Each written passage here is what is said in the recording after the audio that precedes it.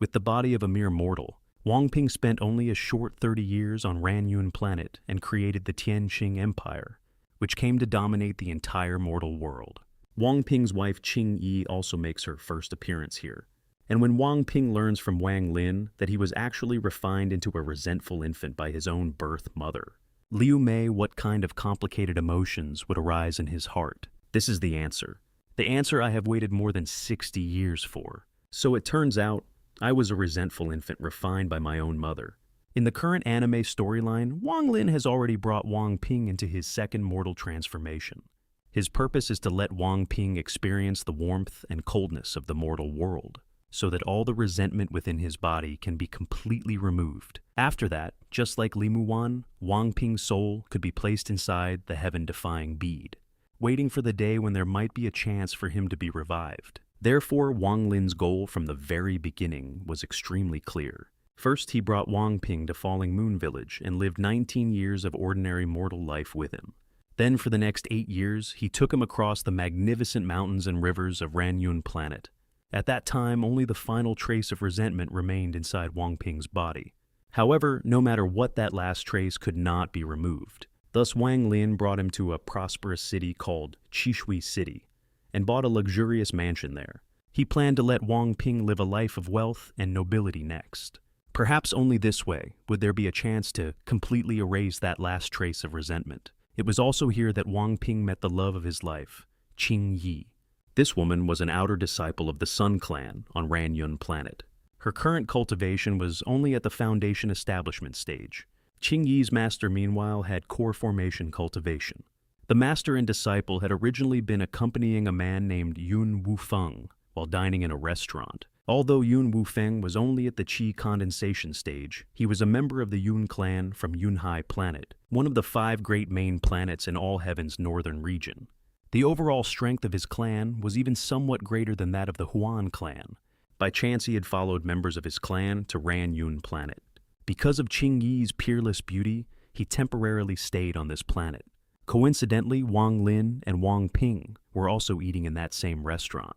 Because Wang Ping had inherited Liu Mei's stunning appearance, Qing Yi's heart began to flutter slightly when she saw him. As a result, Yun Wufeng's jealousy completely exploded. While mocking Wang Ping as a country bumpkin, Qing Yi's master even arrogantly tried to cripple Wang Ping. In his fury, Wang Lin shattered the old man's golden core with a single glance. Yun Wufeng was so frightened that he almost wet himself. Later, when Qing Yi saw her master crush a transmission jade slip, she kindly reminded Wang Ping and Wang Lin to leave quickly. It was precisely because of this act that Wang Ping developed a trace of affection for Qing Yi. However, at this point, the two of them had not yet pierced through that final layer of ambiguity between them. Later, 2 nascent soul cultivators from the Sun clan arrived as reinforcements. But under Wang Lin's warning gaze, they were so frightened that they did not even have the slightest courage to fight. They could only flee in disgrace. This matter naturally reached Sun Qiming, the vice clan head of the Sun clan, who possessed the highest strength in the clan at the time and was at the late stage of soul transformation. As for Sun Xin from back then, because of Wang Lin's help, her cultivation had forever stopped at the early stage of soul transformation. At present, she had been in seclusion and no longer concerned herself with worldly matters. The moment Sun Qiming stepped into Wang Lin's residence, he immediately sensed a familiar aura from the other party. One had to know that the Sun clan was able to dominate Ranyun planet today, largely because of Shu Mu. How could Sun Qiming dare to provoke such a terrifying figure? Therefore, he gave an order from that day onward. No member of the Sun clan was allowed to step within 1,000 eli of this place. After this, Wang Lin told Wang Ping directly that he would give him 10 years of a wealthy and noble life. In a sense, this was compensation for the fact that Wang Ping could not cultivate. However, in Wang Ping's eyes, Wang Lin had once taught him that a person's life should be lived in defiance of the heavens. When one encounters a mountain, one crosses it. When one encounters a river, one passes through it. When one encounters a sea, one steps over it. Since his father would not allow him to cultivate, then he would become the supreme existence among mortals. However, Wang Ping did not want a supremacy that was handed to him so easily. What he wanted was a kingdom he conquered with his own hands. Although Wang Lin verbally agreed to Wang Ping's request and promised not to interfere, Wang Lin himself had once grown from a mere mortal into an ascendant powerhouse. How could he not understand the hardship involved in such a journey? Therefore, before Wang Ping left, Wang Lin gave him two great gifts that could help him successfully rise to the peak. The first was a puppet whose strength had reached the Yin Void realm. Wang Lin had this puppet follow Wang Ping in the form of a shadow. Whenever Wang Ping encountered a life-or-death crisis, this puppet would act in time to save him. The second gift was Qing Yi. Wang Lin had known from the beginning that Qing Yi and Wang Ping had feelings for each other at first sight.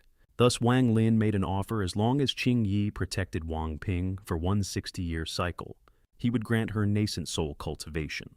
Since Qing Yi already had some affection for Wang Ping, she naturally agreed happily.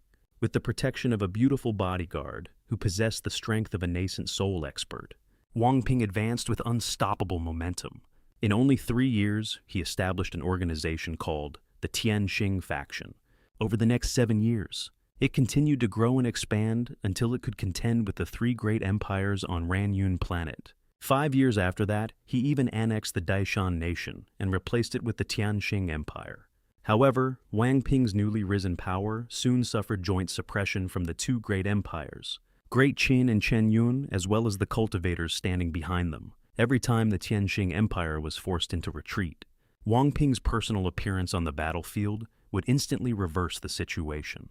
Naturally, this was thanks to the Yin Void puppet. Later, the struggles of the mortal world quickly drew the attention of the Sun clan. After investigating, Sun Qiming discovered that Wang Ping was actually Wang Lin's son. Forget Wang Ping merely becoming a mortal emperor, even if he wanted to become the ancestor of Ranyun planet. Sun Qiming would not dare to say a single word against it. After all, everything the Sun clan had today depended entirely on this senior. Therefore, after Sun Qiming intervened, the cultivators of the 3 great clans gradually withdrew from this conflict. As a result, when Wang Ping reached the age of 62, he finally created the strongest empire in the mortal world. Although he had now successfully reached the peak as an emperor among mortals, there were still 2 matters that continued to trouble him. The first was why Wang Lin refused to let him cultivate. Wang Ping had asked Wang Lin this question many times, but every time Wang Lin strongly opposed it. This was because Wang Ping's physical body had been remolded by Wang Lin using Ling Tianhu's life-bound sword energy. In theory, Wang Ping was already a dead person. Once he cultivated, he would inevitably vanish into smoke and clouds. The second question was, who exactly was his mother? When Wang Ping was very young, he had once asked his father, but after seeing the grief and loss on Wang Lin's face, he never asked again. Now, after returning to his hometown in glory, the first thing he did was ask Wang Lin who his birth mother was. Wang Lin then told him everything from the Alliance Star Domain's Vermilion Bird Planet to his later encounter with Liu Mei, and then all the events that led to him bringing Wang Ping to settle in Falling Moon Village. After learning the truth, Wang Ping's face was filled with pain. This is the answer I have waited more than 60 years for. So it turns out, I was a resentful infant refined by my own mother. Perhaps he could not accept such a great blow all at once. Or perhaps he resented Wang Lin for hiding the truth from him for so long. With his heart turned cold and filled with despair, Wang Ping left Wang Lin's side the next day with Qing Yi. The 2 of them settled in an isolated border town, cut off from the rest of the world.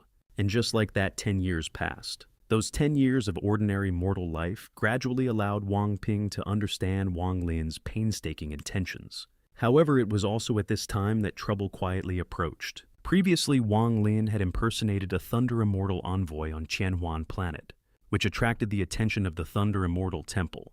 A Thunder Immortal envoy named Lei Daozi, whose strength had reached the Yin Void realm, was ordered to come to Ranyun planet to investigate the matter. With his cultivation level, he could not sense Wang Lin's existence at all. However, he did detect Wang Ping, whose body had been condensed from sword energy.